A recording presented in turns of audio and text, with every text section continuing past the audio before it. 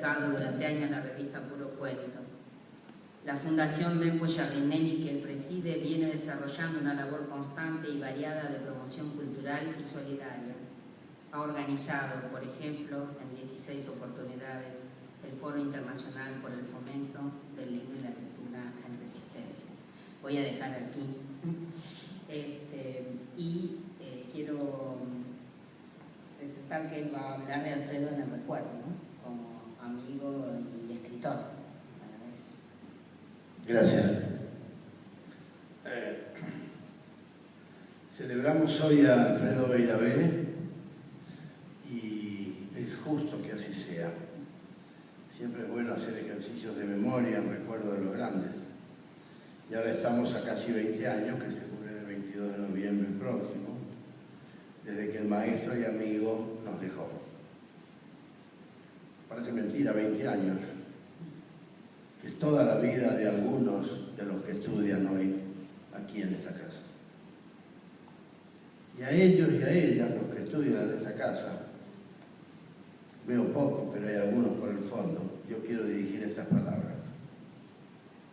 A los y las más jóvenes, que eligieron hacer de sus vidas un culto de la literatura.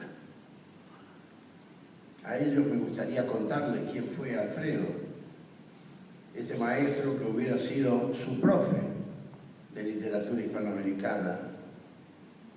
Yo enseñé por años con su libro de literatura hispanoamericana en la mano, en México, en la Universidad Iberoamericana, y mis alumnos se cansaron de fotocopiar aquella edición de Capeluz que aún conservo, deshilachada hasta el agobio, que hoy penosamente quisiera no pensar que muy pocos leen. Y si es así, se lo pierden, como seguramente se pierden tantos libros y autores los estudiantes de esta universidad y de tantas otras que llegan a la literatura argentina siguiendo un canon municipal porteño, recortador, cortito, más bien mezquino y ninguneador. Y en el que no está Alfredo Beiravere, como no están Daniel Moyano, Juan Filloy, Amalia Jamilis. Pero no voy a hablar de merecimientos, y sí, en cambio, de un hombre que no solo fue en varios sentidos mi maestro, sino también mi amigo, un amigo mayor, que como poeta nos señaló el camino a muchos.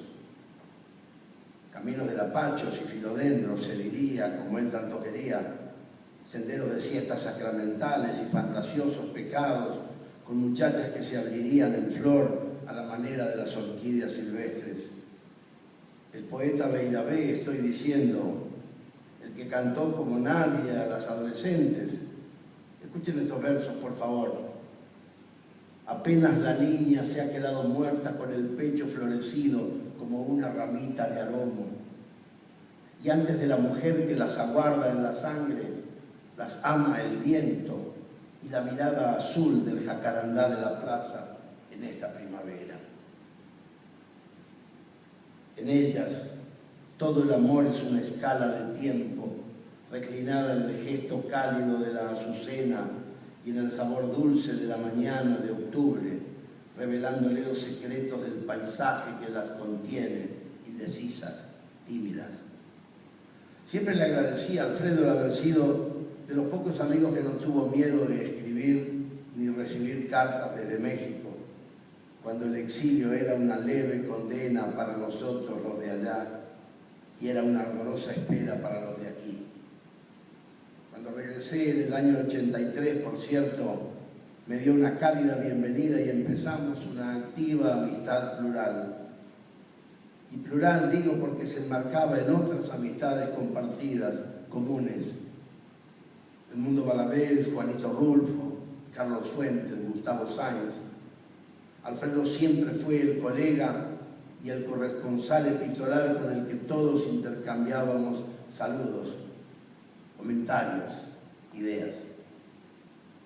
Alfredo tuvo hacia mí la inmensa generosidad de presentar mi primer libro en el Chaco, una novelita titulada Luna Caliente, premiada y leída en México, y lo hizo en una pequeña librería hoy extinguida de la calle Donovan. Y él dijo, no recuerdo qué, pero fue hermoso lo que dijo. Por cálido y por sabio, como decía casi todas las cosas, ¿qué no daría yo hoy por recuperar ese texto que he perdido? Era también, desde luego, un académico respetado y querido. Yo creo que por una muy sencilla razón, la que más ennoblece a los profes de literatura y a todo gran poeta. Era un enorme lector. Sabía de clásicos y contemporáneos, su mente siempre estaba abierta a novedades, descubrimientos, y para él la literatura era antes una sopa de arte puro que la búsqueda narcisista de editores o subsidios. A mí me regaló, además, la única visita a una clase que hice jamás en esta universidad. ¿Cómo no estarle para siempre agradecido si esa fue la primera y la única vez que pisé un aula de humanidades en esta casa? Ironías de la vida a las que uno se adecua con los años. He pisado tantas en todo el mundo, pero la única de mi pueblo, la única de mi casa, por decirlo así, se la debo a Alfredo. Y ahora que escribía estos apuntes, ayer, esta mañana, pensaba en una ironía más. A finales de los 80, preparé una antología poética de la obra de Alfredo Beiravé para la más grande universidad de América, la Nacional Autónoma de México, la famosa UNAM. Fue para la serie más popular de aquella casa, y esa edición se agotó varias veces y se lee y estudia y agota aún hoy en México. Por eso celebro tanto íntimamente que el azar, como un exquisito radar en la tormenta, nos tiene, a mi maestro y a mí, unidos en aquel país que amo como lo amaba Alfredo, porque él amaba a Alfonso Reyes y a Octavio Paz, a Rulfo y a Homero Arizgis y Marco Antonio Campos y Guillermo Samperio y tantos poetas más. Por eso agradezco a Alejandra Liñán esta invitación, porque en parte mitiga el fastidio de ese como doble exilio a que nos obligan ciertas mezquindades de nuestra comarca. Por suerte para la poesía y para la memoria transparente de Alfredo nos guía el radar irreversible de Alfredo. Y no me resisto a leer el ya citado Radar en la tormenta, un poema de 4 versos perfectos. Y alguna vez, no siempre, guiado por el radar, el poema aterriza en la pista a ciegas, entre relámpagos, carretea bajo la lluvia y al detener sus turbinas descienden de él, pasajeros aliviados de la muerte, las palabras. Alfredo fue también hincha de Forever y no es un dato menor. Eso fue hace muchos años ya, cuando Forever era una escuela futbolística y esta aldea respetaba más a los humildes y a los locos clarividentes, los poetas, que a los ignorantes con doctorado en letras. Más de una vez fuimos o nos encontramos en las cascajientas tribunas del viejo estadio de hierros y maderas sobre la 9 de julio. Y tengo la memoria de un partido que perdimos injustamente en algún torneo nacional, tras lo cual Alfredo salió apesadumbrado, me abrazó paternalmente y me dijo: mejor volvamos a la literatura, Mempo, que ahí nos va mejor. Lo cual, siendo verdad, no era una verdad completa. Claro que Alfredo, que en cierto modo y poéticamente era un alma blanca, yo digo que no lo sabía. En la gran literatura siempre nos va mejor, desde luego, pero como solemos vivir en la pequeña, en ella hay que saber sufrir, como estableció para siempre Homero Expósito en Naranjo en Flor.